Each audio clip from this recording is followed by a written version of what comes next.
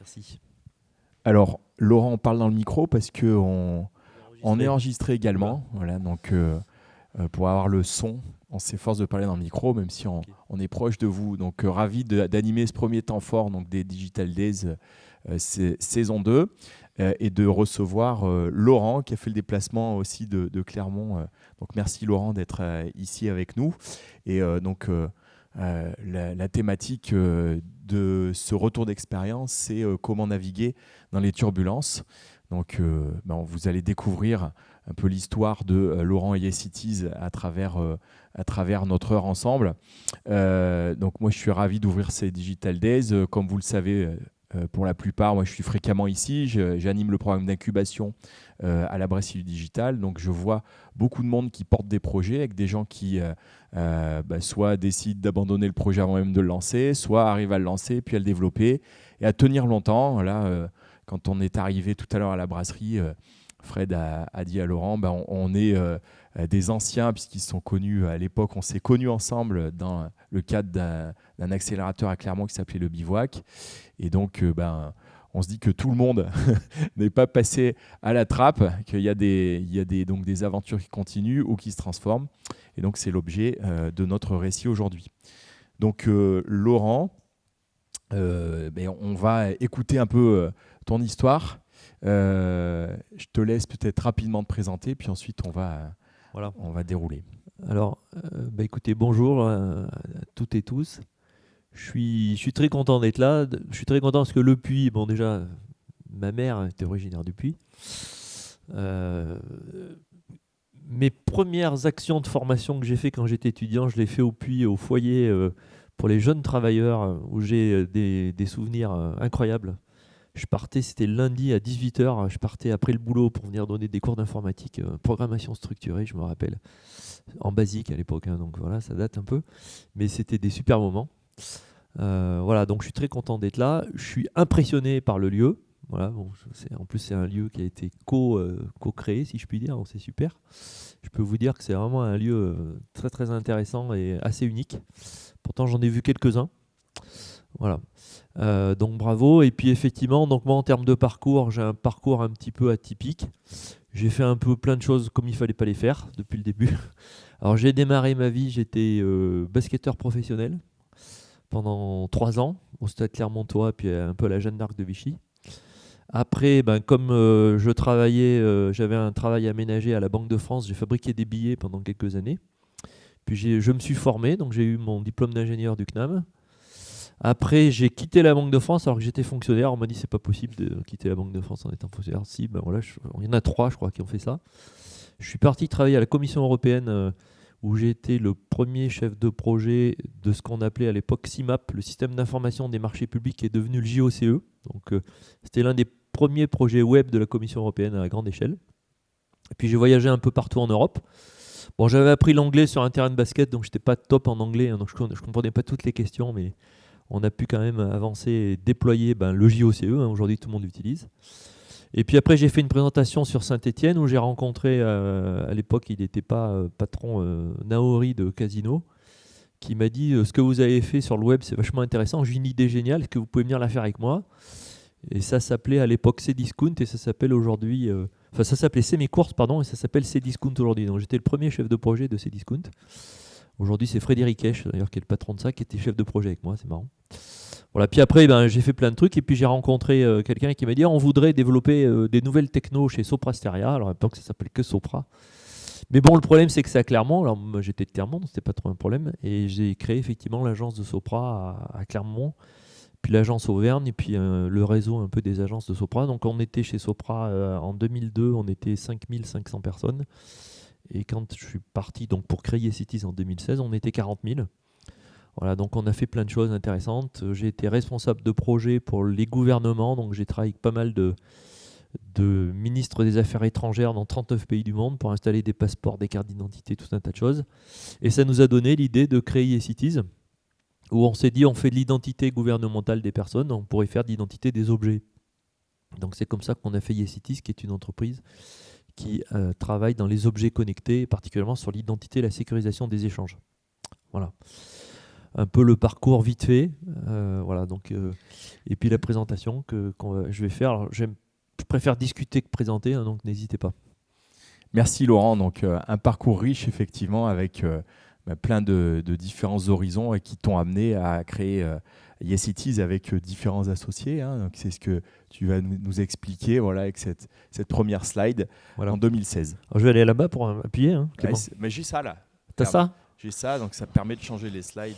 C'est la flèche du bas si tu veux. La flèche du bas. Voilà. La flèche du bas. Ok. Voilà, donc effectivement, l'été 2016, on crée YesItIs.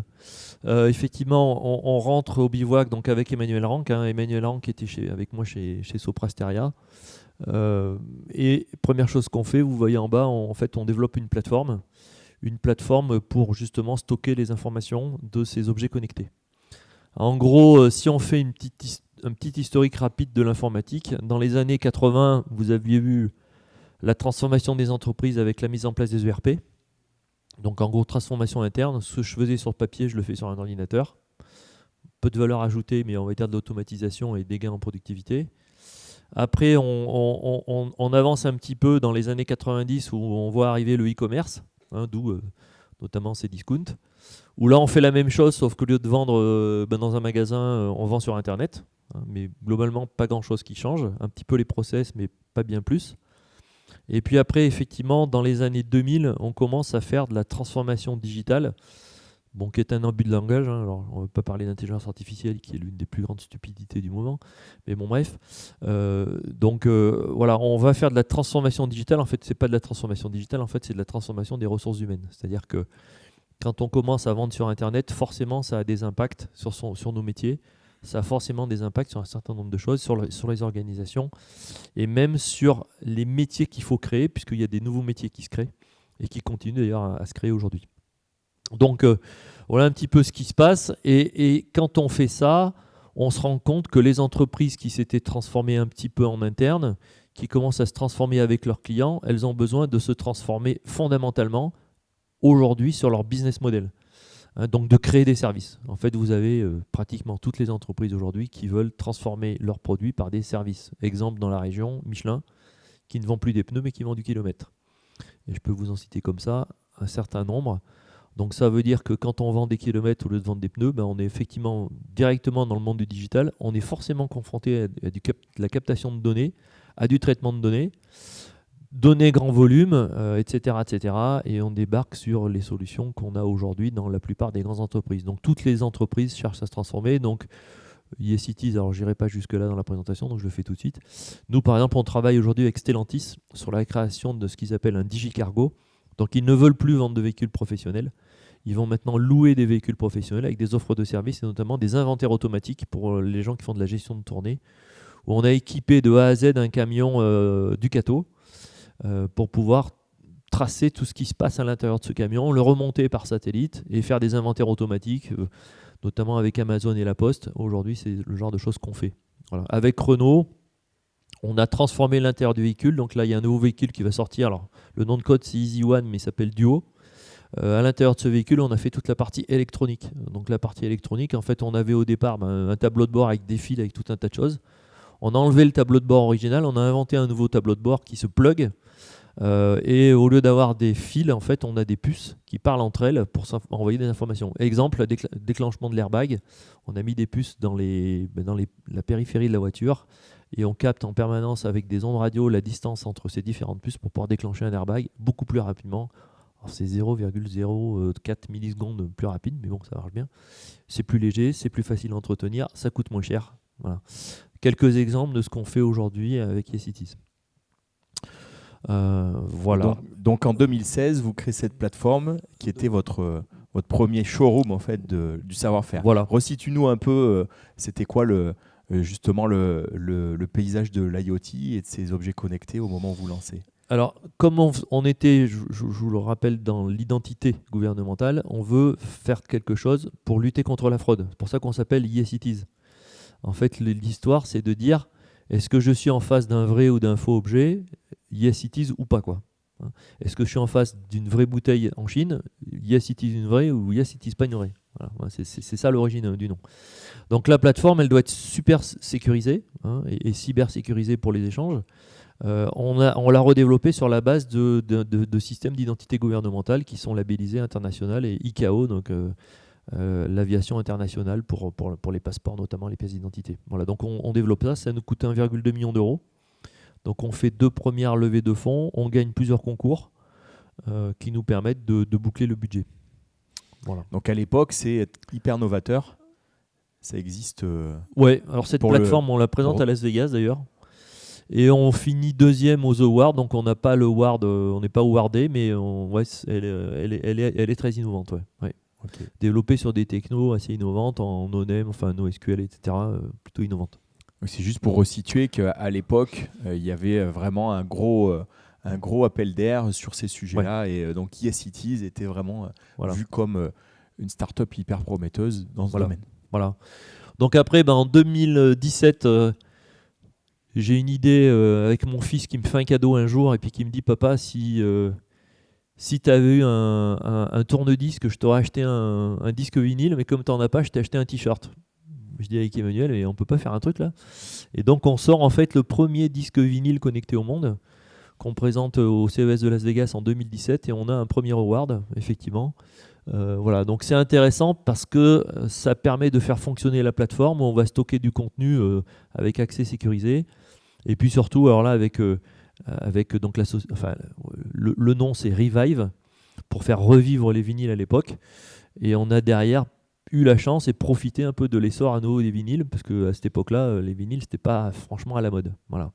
Donc on travaille avec quelques artistes. Alors on travaille toujours d'ailleurs encore avec M et avec... comment il s'appelle, IAM à Marseille. Voilà, on travaille aussi avec quelques autres auteurs un peu plus discrets, mais voilà, pas mal de gens veulent nous voir, et Pascal Obispo, même qui d'ailleurs depuis a créé sa maison de disques, dit c'est aussi un moyen d'éviter de travailler avec les maisons de disques et d'avoir soi-même ses contenus et de pouvoir travailler en direct avec les artistes. Voilà, donc ça c'est en 2017, on a un premier award. Et d'ailleurs, tu y étais au CES, je crois, avec nous. Oui, cette année, j'étais là. Voilà. Et en 2018, on continue, on développe un premier objet connecté en partenariat avec Engie, qui est un capteur de température, d'humidité et de présence. Et on a un deuxième award en 2018 dans 2 catégories différentes. Donc aujourd'hui, on peut le dire encore, on est la seule société start-up française à avoir obtenu 2 awards consécutivement dans 2 domaines différents. Voilà, alors c'était effectivement... là, on va dire des moments d'effervescence et d'euphorie. Donc, on a démarré à zéro. Hein, et là, à cette époque-là, on devait être à peu près pas loin d'une trentaine au bivouac. On devait être 32. Voilà. Et on a continué, bien évidemment, à faire vivre notre plateforme et toute cette partie techno. Donc, tout ça, là, c'est une visibilité énorme d'être 2 fois au CES. Ça vous donne une visibilité internationale d'entrée de jeu. Ouais. Et il faut donc rappeler que ça fait 2 ans que vous existez. Voilà. Ouais, donc on est invité, en parlant de tiers-lieux, on est invité par Firefox, par exemple, à San Francisco, pour aller faire des présentations sur notre plateforme. On réussit à avoir un rendez-vous chez Apple sur la musique pour présenter le disque vinyle. Enfin voilà, on a fait la une de plusieurs journaux. On est passé au journal de 13h. Enfin voilà, c'était voilà. Donc c'est vraiment le décollage de fusée tel qu'on l'illustre souvent. Voilà. Et puis en 2018, on fait une première acquisition parce qu'on se dit on est dans le digital, c'est bien, mais il faut qu'on soit dans le figital parce que le digital c'est pas suffisant. D'ailleurs, c'est entre parenthèses, je fais cette parenthèse, la problématique du NFT qu'on va essayer de relancer au travers d'une nouvelle approche figital justement. Donc là, on fait une première acquisition qui est une société qui fabrique en fait des puces électroniques, puisque là, on travaille avec des partenaires et on achetait. Et donc, on achète en Bulgarie une société qui détient aussi un site en Chine et où on va finalement fabriquer les fameux tags et tout ce qui est en fait antenne RFID, tout ce qui permet de faire ce qu'on appelle des objets connectants à l'époque, et notamment la société LinkSense aussi, avec qui on est partenaire et on développe des produits autour de ces sujets-là. Voilà, donc on a une équipe en Chine. Là, on passe de 30 à, ils étaient à peu près une trentaine, à 60, avec un site en Chine, un site en Bulgarie de production, hein, et puis un réseau d'une quinzaine de commerciaux à travers l'Europe, voilà, notamment en Turquie. Voilà. En 2019, on continue et on est dans le connecté. On crée une société d'ailleurs qui existe toujours avec Sébastien Chabal qui s'appelle Vivacity. Où un jour, puisqu'on faisait des conférences, etc., je le rencontre dans une conférence, il m'explique ce qu'il fait. Je lui dis, mais c'est nul, tes trucs, c'est pas connecté. Ben, il me dit, t'as qu'à me faire un truc connecté. Donc on fait un truc connecté. Et là aussi, on crée pour la principauté de Monaco, où j'étais hier d'ailleurs, entre parenthèses, ce qui est toujours vrai d'ailleurs, le premier site urbain de sport connecté avec Sébastien Chabal. Ça s'appelle Monamove. Si vous y allez, il y a encore des vidéos qui existent, voilà, où on fait un site entièrement connecté. Donc Sébastien nous met en relation avec le Comité international olympique pour les Jeux olympiques à cette époque-là, et on essaie de travailler avec eux sur un ensemble de comment faire bouger la France et faire du sport connecté en France. Voilà, donc on travaille pas mal là-dessus. Et puis malheureusement, j'allais dire, heureusement, je sais pas, Chabal, il gagne l'organisation de la Coupe du Monde de rugby à cette époque-là. Et en gros, il a plus le temps de s'occuper de nous. Et donc, moi, je dis à Emmanuel, mon associé, je dis, écoute, moi, on veut pas faire ça tout seul. Donc, s'il veut pas nous aider, on met ça en stand-by. Donc, on a fait Monaco, la ville de Vichy, la ville de Mantes-la-Jolie, la ville de Bordeaux et la ville de Montpellier sort des appels d'offres que pour nous, pour qu'on réponde à ça. Et vous arrivez à répondre ? Et il faut aller leur expliquer que non, en fait, on ne fera pas.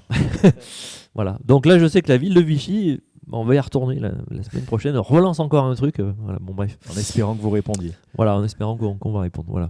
Donc ça, c'est assez sympa. Alors là aussi, on fait pas mal de choses. Hein. On fait des présentations. On est dans l'incubateur d'IBM à Bois-Colombes, puisque IBM travaille aussi autour du CIO. Les partenaires Orange nous fait rentrer dans son labo pour faire des expérimentations avec eux sur le sport connecté. Voilà. Donc là, on continue à recruter. On en a à peu près 80. Voilà. Et puis, on rencontre plusieurs clients, notamment Renault, qui nous disent ce que vous faites, c'est génial, les puces, c'est bien, mais si vous faisiez vraiment l'objet connecté, c'est-à-dire si vous faisiez, Laura est venue visiter, vraiment, par exemple ça, de A à Z, c'est vachement mieux. Donc en 2021, on rachète cette usine à Brassac-les-Mines. Et dans cette usine qui est assez exceptionnelle, en fait, on est capable de fabriquer ça de A à Z en France.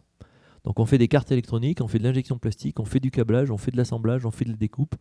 Donc on est capable de fabriquer un micro à Brassac-les-Mines de A à Z. Donc on est capable, par exemple, de fabriquer ce qu'on faisait, pour vous donner un ordre d'idée, un décodeur Canal+. Voilà. On est capable de le faire complètement chez nous. Donc évidemment, ça intéresse les grands acteurs. Hein. Donc là, Renault, Beneteau, Stellantis, Michelin, Ligier, Schneider viennent nous voir en disant on veut travailler chez vous, faire du Made in France.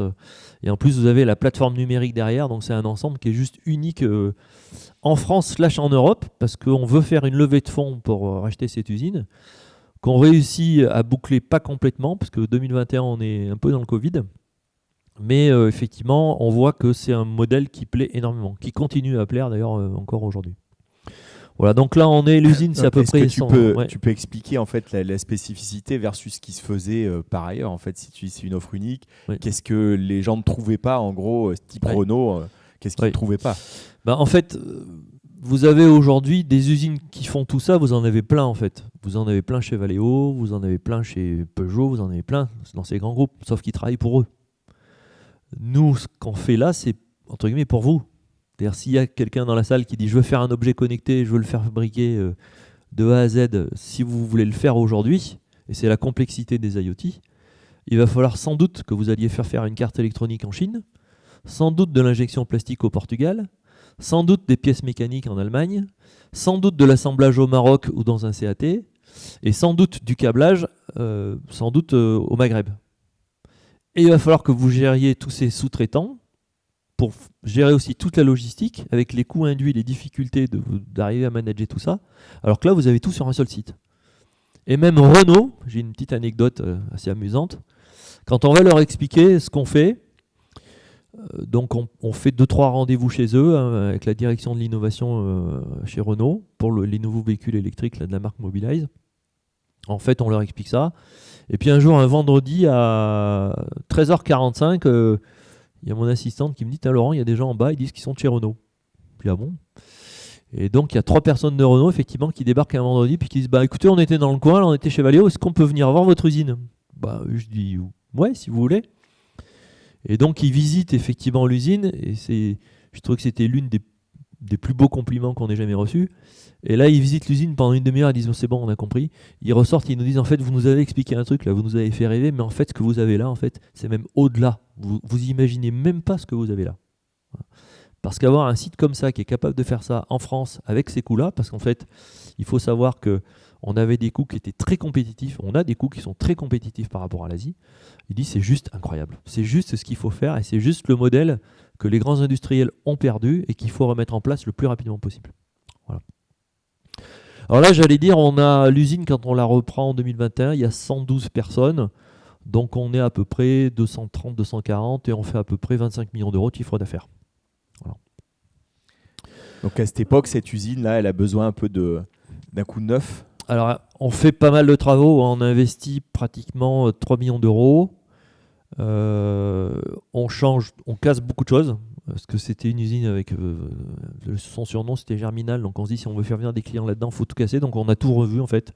On a acheté pas mal de robots, on a fait aussi beaucoup d'investissements autour de la partie maintenance et on s'est certifié IATF, qui est l'une des plus difficiles certifications à obtenir dans le monde de l'industrie. La certification IATF, c'est automobile et aérospatiale, pour pouvoir fabriquer en fait tout ce qu'on pouvait avec les normes. Donc ça nous donne aussi un gros différentiel par rapport à nos concurrents et ça nous permet de traiter ces sujets. Voilà. Donc là, en fait, j'aime bien cette expression. Donc on a parlé ensemble tout à l'heure. On est un peu dans la SAR Academy, hein. C'est-à-dire que en gros, ce que vous faites, ça marche un peu toujours. Vous avez un petit peu de bol et puis vous avez voilà, aussi des clients qui vous suivent, qui vous apprécient. Voilà. Vous avez juste, et ça, je vais aborder ce sujet, vous avez juste des actionnaires qui ne comprennent pas ce que vous faites en fait. Et qui à chaque fois que vous faites un truc, vous disent oulala, t'es sûr? Oulala, c'est un peu dangereux, oulala, oulala. Oui. Donc là, on est 5 ans après le début, donc voilà. C'est encore en fulgurant en termes de croissance et de développement. Et donc ces actionnaires, c'est des gens qui étaient là depuis le début ou qui sont arrivés au fur et à mesure de l'aventure? Alors on a fait les deux trucs qui pour moi aujourd'hui sont ce qui peut arriver de pire à un entrepreneur. Alors il y en a qui me disent que ça se passe bien, alors je pense que si ça se passe bien, c'est qu'ils n'en ont pas besoin en fait. On a fait 2 levées de fonds, qui est l'un des trucs les plus abominables que j'en ai fait 2. Voilà. J'en ferai près 3. On n'est jamais 203. C'est le truc le plus horrible qui puisse arriver à quelqu'un, je trouve. Voilà, c'est abominable. Voilà, on vient vous expliquer pourquoi ta femme elle a une Giulietta, pourquoi tes enfants ils vont en école privée. Enfin, rien à voir avec la question, quoi. Voilà. Parce qu'ils veulent tout savoir, parce que voilà, en gros vous leur appartenez. Et à la fin, on vous explique que pour faire ça, il faut que vous mettiez votre maison en gage, tout ce que vous avez, quoi, toute votre vie. Voilà. C'est comme ça que ça se passe dans la réalité. Après, on vous explique qu'il y a beaucoup d'argent, que les levées de fonds, c'est génial. Alors, c'est sans doute génial. La première qu'on a fait, c'était génial, parce qu'on n'avait pas besoin d'argent, en fait. Donc, ça, quand vous n'avez pas besoin d'argent, c'est génial. Mais quand vous avez vraiment besoin d'argent pour vous développer, c'est un enfer. Un enfer. Et la première, elle a dû durer à peu près 1 an et demi, où on s'est fait planter. J'aime régulièrement faire la pub par la BNP qui sont absolument nullissimes, voilà. Par quelqu'un localement qui a pris un engagement en disant si mais vous inquiétez pas, vous aurez la levée de fonds au mois de décembre, tout est prêt, il suffit juste d'aller à Lyon pour signer le truc, voilà. Et puis évidemment le 26 décembre on vous appelle pour dire bah non finalement ma chef veut pas signer, bon mais non en fait elle connaît pas le dossier, bah ça fait quand même 1 an et demi qu'on est dessus, hein. Donc on peut pas signer, sauf que vous avez juste besoin de l'argent et vous avez juste besoin de quoi payer vos salaires à la fin du mois et là vous n'y arrivez plus. Voilà. Donc ça, c'était la première ou la deuxième? Ça, c'était la deuxième. La deuxième. Bon. Et du coup, on fait rentrer des actionnaires. Donc, on fait rentrer des gens qu'on connaissait par notre réseau, hein, des gens qui voulaient participer au projet. On fait rentrer 2 milliardaires, puisqu'on fait rentrer Jean-Christophe Carvelis, qui est le fondateur du fonds CAPCESA, qui détient à titre perso 1,4 milliard d'euros. Et on fait rentrer un autre fonds, François Badelon, qui détient le fonds Mezzanine aussi, qui à lui seul, voilà, en gros on lui demande 1,5 million d'euros, mais il nous fait ça en un quart d'heure et on lui dit t'as quand même mis 1,5 million, il dit ah bon j'ai mis autant, bon, voilà, bon, pour vous situer le niveau, voilà. Mais il fallait effectivement dans cette usine mettre beaucoup plus, parce que ce qu'on a largement sous-estimé, nous qui venons du digital, on est des purs digital players, c'est toute l'énergie et tout le cash et tout le fonds qu'il faut pour gérer en fait un site industriel qu'on n'a absolument pas maîtrisé, qu'eux ne maîtrisaient pas forcément, et qui fait qu'effectivement, donc là on est en mode Star Academy, mais très très vite on va se retrouver là en fait. C'est-à-dire qu'on est un petit peu un bateau dans un endroit génial pour le moment, mais on voit que tout autour de nous, il y a plein de vagues et que les vagues elles commencent à devenir de plus en plus grosses. Et le vent souffle. Voilà. Et le vent souffle très fort. Voilà. Donc là, c'est donc. Là on est en fin 2021. Ok. Voilà. Où là je me dis, il faut absolument qu'on refasse une levée de fonds. Parce qu'avec l'usine, l'argent qu'on a mis dedans, les difficultés, le Covid, etc., on ne va jamais s'en sortir. Et là, mes actionnaires me disent non, non, on vient d'en faire une, on n'en fait pas une deuxième en fait. Donc c'est les gens dont tu parles, ou il y a aussi les gens de la première levée de fonds qui sont toujours impliqués? Oui, c'est tous ces gens-là, quoi, les historiques, plus les derniers arrivants. Ok. Voilà. Donc nous, on se dit avec Emmanuel, il faut qu'on fasse un prêt perso pour remettre de l'argent dans l'entreprise, ce qu'on fait. Donc on s'endette très très fort, ce qui est toujours le cas aujourd'hui. Pour pouvoir mettre de l'argent dans la boîte et inciter d'autres investisseurs à venir nous rejoindre. Donc on commence à rencontrer un certain nombre d'acteurs et on a par chance la société LinkSense, effectivement qui a une usine pas très loin d'ici, qui vient nous voir en disant on voudrait faire fabriquer des objets connectés made in France, est-ce que tu saurais nous faire ça? On dit oui, ça on sait faire. Donc on commence à discuter et puis comme je connais très très bien le président et le vice-président qui était là, je lui dis écoute, et en plus on cherche des investisseurs si ça vous intéresse. Voilà, donc ça c'était en mai 2022. Et là il me dit écoute, cherche plus, tu as trouvé tes investisseurs, dis-nous combien c'est et on vient. Voilà. Donc là la tempête pourrait s'arrêter. Donc la tempête pourrait s'arrêter. Ouais. Donc là on est dans la levée de fonds, mais on s'est pris en haut à gauche le Covid. Alors le Covid ça n'a pas été très bon pour nous parce qu'en fait on avait juste 2 clients énormes qui représentaient 37% de notre chiffre d'affaires, en fait, qui pètent les plombs pendant le Covid. Donc on perd 37% de notre chiffre d'affaires, avec une grosse rentabilité, pratiquement dès le début du Covid. Et bien évidemment, pendant le Covid, impossible d'aller le remplacer, impossible d'aller faire des visites, impossible de faire du commerce. Donc très compliqué de remplacer 37% de son chiffre d'affaires. Et puis, comme on a beaucoup de chance, juste après, on se chope la crise des composants électroniques. Donc la crise des composants électroniques, on avait à peu près 4,5 millions de cash et on avait à peu près 3,5 millions de stock. Et en fait, notre valeur de stock, elle passe de 3,5 millions à 8. Donc il a fallu qu'on sorte en cash 5 millions. Donc en fait, à la fin de la crise des composants électroniques, on n'a plus un euro. Donc on est incapable de payer nos salaires, on est incapable d'investir, on est incapable de continuer. Donc LinkSense, qui est là, nous dit on accélère. Donc ça, c'était l'été 2022 où j'ai passé tout mon été au téléphone. J'ai dû appuyer sur un truc sans faire gaffe. Désolé. Je passe tout mon été au téléphone pour conclure des accords. Et LinkSense nous dit, nous, on va mettre 12 millions d'euros dans l'entreprise. Donc on discute. Ah oui, ce que j'ai oublié de vous dire, c'est que dans nos associés, on a une banque. Bon, je ne vais pas les dire ceux-là parce qu'ils ont été plutôt corrects. Du coup, comme ils ont été corrects, je peux vous le dire, c'est Crédit Agricole, Centre France, qui est associé. Et qui est ce qu'on appelle tête de pont, qui est un peu, on va dire, on a 4 autres partenaires financiers, qui est la banque leader qui va un peu driver tout ça. Donc, le LinkSense nous dit, vous avez 5 millions de dettes, vous avez des difficultés, donc on calcule, ça fait 12 millions. Ils disent, on va mettre 12 millions. Donc là, on dit, c'est super. Donc je passe tout l'été au téléphone, tant et si bien que mon épouse et mon fils rentrent à Clermont tellement ils en avaient marre de me voir au téléphone. Et puis on trouve un accord. Et donc on se dit, allons-y. Donc ça c'était mi-août. On se donne rendez-vous la première semaine de septembre pour signer tout ça. Et LinkSense me dit, il faut que quand même, comme on est dans un montant supérieur à 10 millions, il faut que j'en informe mes actionnaires qui sont des fonds asiatiques. Et en fait, le président de LinkSense part en Asie. Et là, il se rend compte en arrivant sur place qu'en fait, c'est plus les mêmes. Qu'avec le Covid, ils ont tout changé.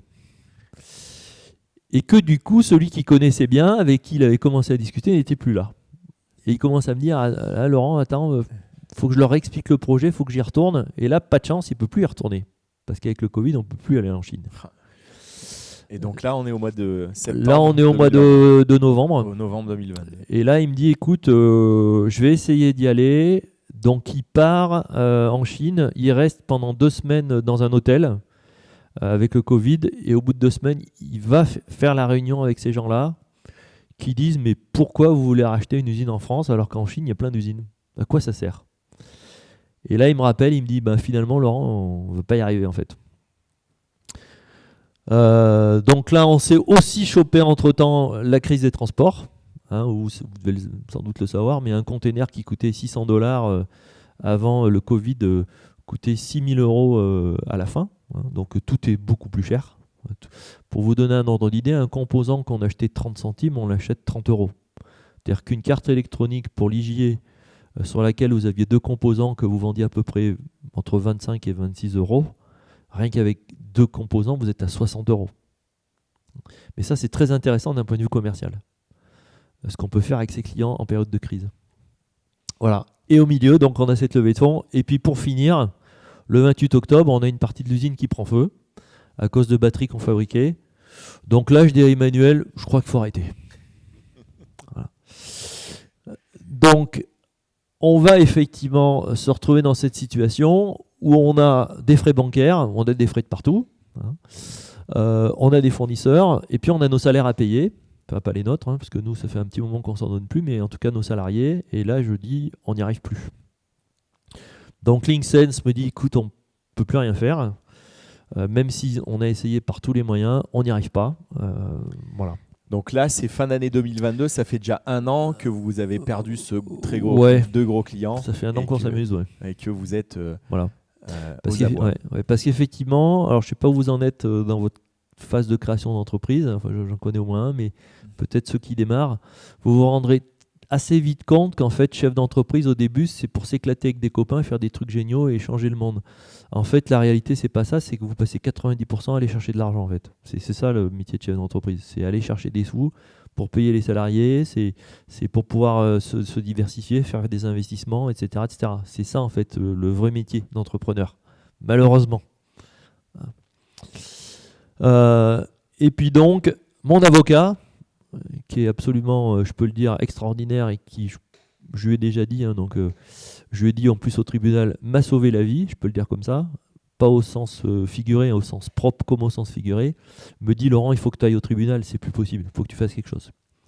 Donc c'est là où ça devient très intéressant parce qu'en fait, on se rend compte que de plusieurs choses. D'abord, évidemment, quand on vous dit qu'il faut aller au tribunal, inutile de vous dire que pendant une semaine, et je peux vous le dire parce que ça m'est arrivé, vous vous retrouvez un samedi matin devant chez Decathlon avant l'ouverture en vous disant je vais aller m'acheter une corde. C'est pas une expression, c'est la réalité. Et là vous vous dites bon là je suis au fond du trou et c'est vraiment la fin quoi. Je pense au médecin généraliste qui est devant moi. Et donc il me dit il faut que tu ailles au moins informer le tribunal de ce qui se passe parce que tu as fait tout ce qu'il pouvait faire et tu n'y es pas arrivé mais il faut que tu ailles te protéger. Et ça, jamais tu l'avais entendu, même dans toute la période. Ah ben non, nous c'était la Star Academy. Jamais. Mais à partir du moment où le vent a soufflé, jamais personne t'a dit. Non. Tu peux faire ça assez tôt. Non. Okay. Alors, ce qui est vraiment intéressant, et je suis content parce que pendant cet été, j'ai aidé, j'espère, 2 chefs d'entreprise qui étaient un peu dans ma situation. D'abord, franchement, j'ai un avocat extraordinaire. Mais d'abord, c'est qu'on vous explique. Ouais. C'est Ambroise de Lamaze, mais il est très occupé. Laissez-le moi encore un petit peu jusqu'à la fin du mois, j'ai encore un peu besoin de lui. Voilà. Il me dit mais Laurent, mais c'est pas grave en fait, c'est pas grave, les entreprises qui ouvrent, qui ferment, voilà. Mais évidemment que pendant une semaine, vous passez nuit et jour à éplucher tous les contrats, tous les prêts que vous avez fait auprès des banques, parce que vous avez quand même fait pour 5 millions de prêts. Et là, vous dites à votre femme, non moins extraordinaire, je crois qu'en fait, on a tout perdu. On n'a plus de maison, on n'a plus rien. Je me dis, bon, c'est pas grave, on est tous les deux, c'est déjà pas mal. Ok, tu le prends comme ça, bon, ok. Quand même un peu compliqué. Mais là, évidemment, vous refaites tous les contrats que vous n'avez pas lus, évidemment, parce que vous signez. 1 million par-ci, 2 millions par-là, et puis vous dites... Pff. Et je ne sais pas pourquoi, mais en fait, non. Tu n'avais pas tout perdu. J'avais pas de caution. Voilà. Mon avocat me dit, mais t'inquiète pas, tu n'as aucune caution. Je dis, ah bon, t'es sûr? Ouais. Bon, ça, c'est très, très important. Ne prenez jamais de caution personnelle. Jamais. Sous aucun prétexte. Alors, c'est peut-être facile ce que je dis, mais c'est toujours possible. La preuve, c'est qu'on l'a fait. Donc, me voilà au tribunal et j'explique ça au président du tribunal. Hein, mais évidemment, quand on va au tribunal, on se dit ça y est, c'est la fin du monde. Et là, vous êtes les derniers des derniers. Et le président me dit, mais ce que vous faites, je sais ce que vous faites, c'est juste génial. Et en fait, on va vous aider. Je dis, ah bon, ok. Et donc, on va vous nommer ce qu'on appelle un conciliateur.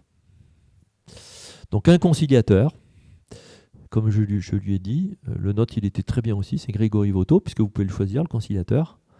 Un conciliateur, en fait, c'est quelqu'un, c'est procédure amiable, hein, c'est comme un avocat, et c'est quelqu'un qui va, en fait, avec sa baguette magique, geler tous les frais que vous avez. Donc, il va aller voir les banquiers, il va dire, à partir du 2, en fait, on ne vous rembourse plus. Voilà. Qui va aller voir votre propriétaire et qui va dire, à partir de la semaine prochaine, on ne paye plus les loyers, etc., etc. Donc, sur un certain nombre de sorties de cash, puisque là, ce qu'il faut, c'est gagner du temps pour pouvoir trouver des nouveaux investisseurs. Donc, le conciliateur fait toutes les démarches qu'il peut et il me dit, Monsieur Coussonnet,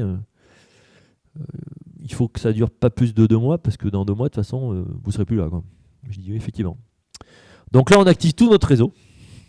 Donc là, on est début janvier 2023. Okay. Tout notre réseau, et on dit il nous faut des investisseurs. Et là, on se retrouve, donc on active vraiment tout le réseau, et on se retrouve au bout de 3 semaines avec 38 investisseurs potentiels. Donc Grégory Voto me dit j'ai jamais vu un truc pareil. Et donc on avait 38 investisseurs qui voulaient investir dans l'entreprise. Donc Grégory dit bah écoutez, c'est super, donc on va tous les réunir. Donc là, on a travaillé, je peux vous dire, nuit et jour. On a réuni les 38 pour savoir combien ils voulaient mettre, etc., etc. Et là, il me dit, bah, on va faire un groupement, on va faire, comment ça s'appelle, un syndicat, voilà, des termes au niveau financier, d'investisseurs. Alors, il y en a un qui voulait être tout seul, l'autre qui voulait être à 2, l'autre tout ça. Donc, on fait notre petite tambouille. Et puis, on va voir les banquiers. Et puis, on leur dit, bah, écoutez, on vous doit, aujourd'hui, il y a 6 millions d'euros de prêts. Bah, on va vous rembourser 5,5 millions. Donc là, on fait une réunion, 2 réunions, 3 réunions. Et là, les banquiers disent non, on veut 6 millions. Mais en fait, si vous n'avez pas 6 millions, vous avez compris que vous avez tout perdu, en fait. Bon, on s'en fout, en fait. D'accord. Donc ils disent qu'ils préfèrent ne rien avoir que avoir 10% en moins de ce qu'ils attendent. Alors sur le moment, on ne comprend pas. Alors moi, j'ai un très bon ami d'enfance qui est banquier, qui est formateur de banquier. Je l'appelle, je lui dis putain, vous êtes vraiment tous des enfoirés, c'est quoi ce bordel? Et il me dit non, mais en fait, c'est très simple. C'est la perversité du système actuel. Et le président d'ailleurs du tribunal a dit à Grégory Voto, mais maître, vous savez très bien que les banquiers maintenant, c'est plus ce que c'était. Je ne vous redis pas les termes qu'il a utilisés. En fait, comme ils sont garantis de partout, et notamment par l'État, par la BPI, à hauteur de 90%, et qu'en plus ils ont des assurances, en fait, ils perdent jamais.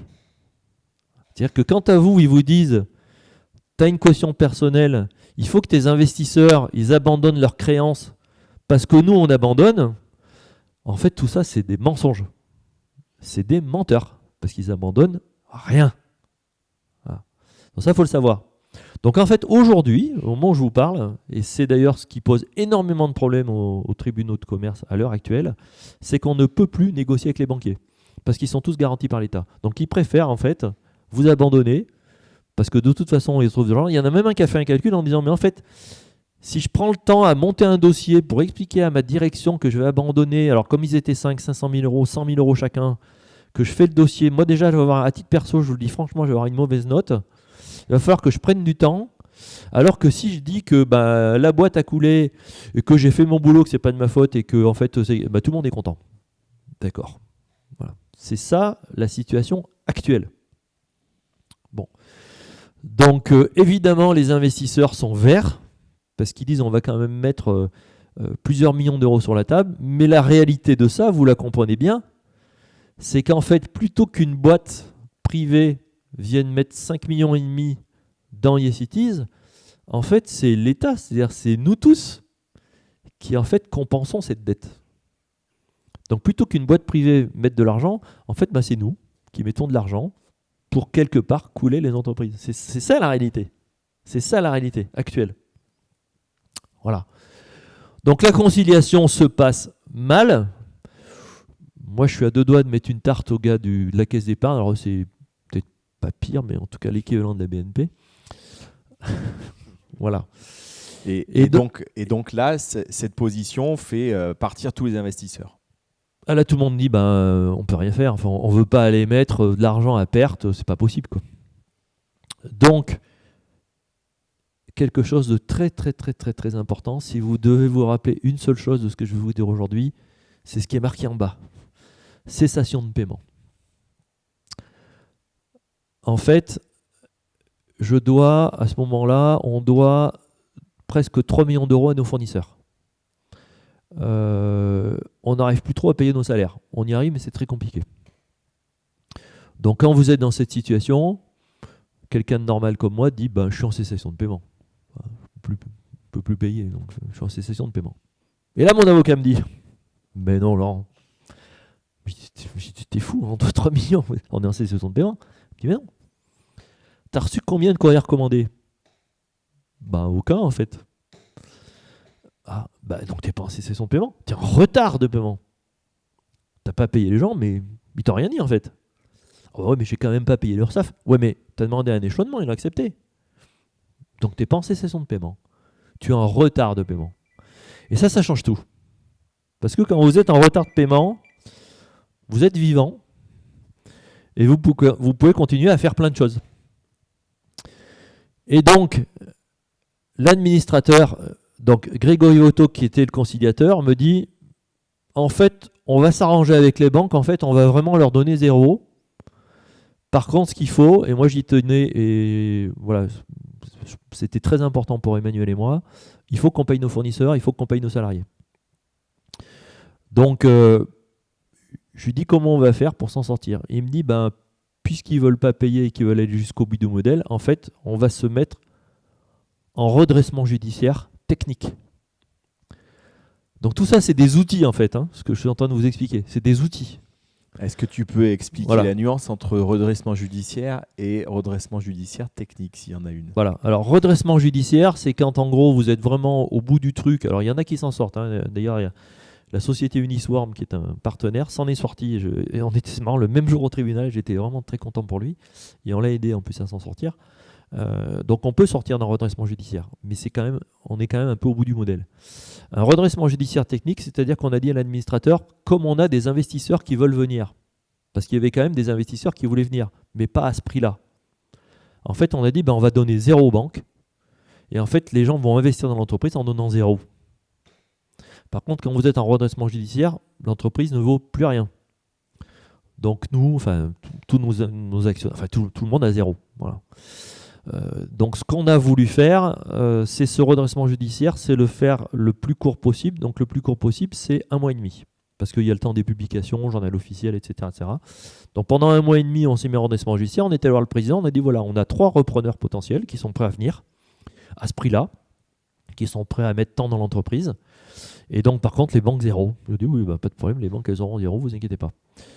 Donc on a fait ce montage, on avait 3 investisseurs, on s'est présenté au tribunal avec 3 investisseurs très sérieux. Donc la société Linksense, du coup, vous avez peut-être gardé en mémoire l'histoire, peut revenir parce que vis-à-vis de leur actionnaire institutionnel, ils sont à moins de 10 millions d'euros, donc ils peuvent prendre la décision tout seuls en France, donc ils viennent. On a la société GCK qui fabrique des batteries à côté de Clermont à Landes et qui est aussi d'ailleurs notre client qui vient. J'aurais dû peut-être couper tout ça. Et puis on a Philippe Rivière qui a une dizaine d'usines en France et qui veut se diversifier dans la partie digitale qui vient. Voilà. Et donc le président dit écoutez, c'est super, je vais vous mettre en redressement technique. De toute façon, vous avez des repreneurs, donc entre guillemets, pas de danger. Par contre, il faut qu'on fasse tout ça le plus vite possible pour que vous puissiez continuer. Alors, entre-temps, ça, ce que je vais vous dire, c'est, je pense, une évidence pour tout le monde. Mais ce qu'on a toujours fait, et ce qu'on ne regrettera jamais, et ce que je pense on fera toujours, et je vous invite vraiment à le faire, on a toujours dit la vérité. Toujours. C'est-à-dire, j'ai toujours dit la vérité à mes fournisseurs, j'ai toujours dit la vérité à mes clients, j'ai toujours dit la vérité à mes collaborateurs. C'est-à-dire qu'au moment où on est là, tout le monde sait tout. Tout le monde. Tout le monde sait qu'on va au tribunal à telle heure. Les collaborateurs savent qu'on va les payer avec 2 jours de retard. Les fournisseurs savent qu'on ne les paiera pas tout de suite, mais qu'on les paiera plus tard, etc., etc. Et donc là, je fais un truc. Là, j'ai eu cette idée. Je réunis en fait mes 5 plus gros clients et mes 5 plus gros fournisseurs. Donc dedans, il y a Michelin, il y a Ligier, il y a Schneider, il y a Valeo et il y a Stellantis. Et mes plus gros fournisseurs, donc c'est des fournisseurs dans le plastique, les cartes électroniques, etc. Et je dis, voilà, je veux que vous, fournisseurs, vous soyez payés, je ne suis pas capable de vous payer. Est-ce que vous, clients, vous êtes capable d'avancer l'argent pour éviter qu'il soit dans la panade? Et là, il se passe un truc assez incroyable, c'est que tous les clients disent, ok, on va tous vous payer pour continuer et pour faire en sorte que vous puissiez sortir par le haut de ce truc-là. Donc on fait ça. Donc l'anecdote de tout ça, c'est que ce que je disais à mon jeune commercial, ça fait 2 fois qu'il m'appelle, je dis, tu vois Nicolas, quand je te dis en fait qu'il faut que les gens payent d'avance et qu'au lieu de vendre 15%, tu fasses des hausses de 50%. Ben en fait, quand tu l'expliques bien, en fait, il y a 0 problème. Donc quand on est à l'école de commerce et qu'on nous explique des choses, en fait, on est très très loin de la réalité. On peut faire toujours plus et toujours mieux quand on est honnête et qu'on explique les choses. Et il y a des clients, Ligier dont je vous ai parlé, qui au lieu de payer 20 $, a payé 120 € des cartes. Sans aucun problème. Et plutôt que de payer à la date de livraison, ils ont payé les fournisseurs 2 mois à l'avance, parce que les fournisseurs refusaient de nous livrer tant qu'on n'avait pas payé d'avance. Voilà. Donc c'est ce qu'on a réussi à faire et c'est ce qui a permis effectivement de nous sortir de cette impasse. Ok, donc là, juste, c'était dans cette période de redressement où tu as demandé aux clients d'avancer pour continuer la prod. Voilà. Donc il y a un élément crucial quand même, c'est le capital confiance que vous aviez emmagasiné avec ces gens-là. Voilà. Et donc l'honnêteté dont tu parles, c'est quand même un élement crucial dans cette réussite-là. Tout à fait. Donc c'est un travail de long terme, c'est pas juste arrivé pendant la crise. Ah non, on a passé beaucoup de temps. Voilà. Donc là, vous êtes en redressement judiciaire, on vous dit ça va s'arrêter au mois de mai, donc on reçoit les offres, on les choisit, voilà, donc nous on avait choisi, et donc nous on choisit avec Emmanuel de partir avec Linksense parce que d'abord c'était la société qui était la plus proche de nous en termes d'électronique, de projet, etc. Et puis on se dit avec Emmanuel, l'usine, je dis Emmanuel, moi l'usine en fait j'en ai ras-le-bol. Linksense, ils ont 6 usines qui fait à peu près la même chose, donc on va vendre l'usine à un de nos clients, donc on a cédé l'usine à GCK, qui continue à faire la production pour ses besoins propres. On a un contrat aujourd'hui de sous-traitance avec GCK où on continue à produire dans l'usine. Et nous, on part chez Linksense avec la partie purement, on va dire, bureau d'études, pour faire simple. Et on est chez Linksense aujourd'hui en charge de créer cette nouvelle entité. En fait, on fait le projet YesItIs chez Linksense, donc ce qui est super, puisque Linksense a plein de sous, plein d'usines, plein de moyens. Donc en fait, on fait la même chose, mais voilà, on n'est plus président et autres. Mais on dort la nuit. Voilà. Après, ça c'est administratif. Après le redressement, vous avez les liquidations. Ça c'est un procédé pour liquider en fait tout ce qu'il y a. En fait, c'est le solde de tout compte. Voilà. Très content parce qu'aujourd'hui, tous nos fournisseurs, hormis 2-3, n'ont pas été payés, mais les 2-3, j'ai des accords avec eux, donc ils vont être payés dans l'année 2024. Donc en fait, tout le monde est plutôt sorti de là. Aucun collaborateur n'est parti. Tout le monde est resté. Et tout, j'allais dire, continue aujourd'hui. La seule chose qui change finalement, c'est les logos. Mais toute l'aventure continue de part et d'autre. Voilà. Et donc, en résumé, c'est un peu ce que j'ai voulu mettre là. C'est d'abord quand on est chef d'entreprise et surtout quand on est une start-up, ce qu'il faut, c'est s'adapter en permanence. Alors, j'aime bien cette théorie de l'évolution. On démarre chimpanzé, on arrive cheval. On ne sait pas trop où on va. Il faut savoir pivoter. Je sais qu'il y en a ici qui font plein de choses. En général, quand on est chef d'entreprise, on s'intéresse à plein de choses. Donc, il faut savoir pivoter. Surtout, ce qu'il faut, c'est tenir la barre. Alors, il y en a plein qui nous ont dit, mais comment vous faites pour continuer? Bon, c'est pas sans frais. Toujours dire la vérité, je pense que c'est important. Et puis, ce qui est très important aussi, c'est que dans cette période d'euphorie, en fait, on pense qu'on est invincible et on pense que tout va bien se passer et qu'il ne peut rien nous arriver. Et on aurait tendance, et je vous dis, je pense que c'est un coup de bol si ça ne m'est pas arrivé, on aurait tendance un peu à ne pas se protéger et surtout à ne pas protéger sa famille. Parce qu'effectivement, les premiers trucs, quand je rencontrais des chefs d'entreprise qui me disaient « Putain, t'as tout mis, en fait, t'as plus rien, quoi. Je dis, je sais pas comment j'ai fait, non, en fait, on n'a pas de garantie, en fait. Et ça, c'est très important. Et c'est vrai que protéger sa famille, c'est très important aussi, parce qu'effectivement, inutile de vous dire que quand on est dans cette situation, forcément, je vois pas comment on peut faire autrement, forcément que sa santé en a pris un coup. C'est quasi impossible de faire autrement. Et donc, c'est important de rester à l'essentiel, qui est finalement sa famille et soi-même, parce qu'à la fin, c'est la seule chose qui reste, quoi. Voilà. Donc aujourd'hui, on est chez Linksense, on a un super projet, on a une belle ambition et on nous a vraiment confié les clés du camion. Donc donc toute l'équipe YesCities continue chez Linksense. Ça s'appelle maintenant IoT Solutions, mais ça va s'appeler maintenant IoT for Business. On a changé de nom hier soir chez Linksense et on va faire effectivement un certain nombre de coms autour de ça. Voilà. Donc j'espère que vous aurez peut-être retenu un ou deux trucs, mais voilà, ce qui est important, et j'ai vu 2 chefs d'entreprise cet été, parce que je me rends compte que tout ça, en fait, la plupart des gens n'y comprennent rien. Anecdote, j'appelle François Ligier pour lui dire, François, je suis en conciliation, est-ce que tu peux venir pour que je t'explique la situation? Il me dit, ah bon, donc je lui explique, hein. Il me dit, ah bon, d'accord. Une demi-heure après, il y a son chef de prod qui m'appelle, il me dit, bon, je viens de recevoir l'ordre de François Ligier, comme vous déposez le bilan et que tout s'arrête, je viens chercher la prod. C'est pas du tout ce que je t'ai expliqué, en fait. En fait, les gens n'y comprennent rien. Pour 2 raisons. D'abord, c'est un petit peu, je fais le parallèle, hein. Aujourd'hui, c'est mon cas d'ailleurs, il n'y en a pas beaucoup qui ont commencé à aller acheter une place au cimetière au cas où ça arrive, hein. En fait, on ne veut pas en entendre parler de ces trucs-là. On évite, et quand on commence à en entendre parler, on dit non, en fait, ça va me porter malheur, je ne veux pas en entendre parler. C'est un peu ça le sujet. Et je me rends compte aussi, et c'est le cas de ces 2 chefs d'entreprise, que leurs avocats n'y comprennent encore moins que rien. Voilà.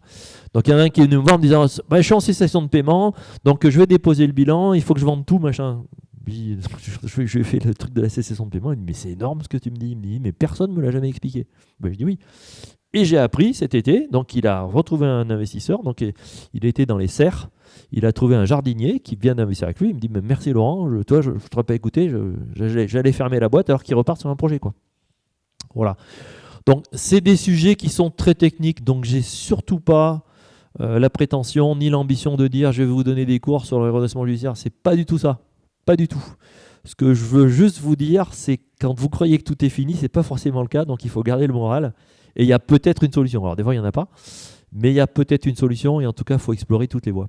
Voilà. Il ne faut pas hésiter à en parler, c'est ce que vous avez fait et ce qui, du coup, te permet d'être avec nous aujourd'hui avec ce revive de votre projet, donc qui a commencé avec cette marque et qui, du coup, maintenant prend un nouvel essor là, avec une capacité internationale et donc voilà, vous pouvez vous épanouir maintenant avec un cadre plus sécurisant et tu peux bien dormir la nuit parce que moi, donc pour la petite anecdote, Laurent, on s'est vu fréquemment à l'époque du bivouac au tout début, donc au moment où c'était la Starac. Et après, j'entendais parler de vous, mais de loin. Et puis un jour, on s'est recroisés l'an dernier, il m'a tout expliqué, mais en 2 heures de voiture, je savais tout ça.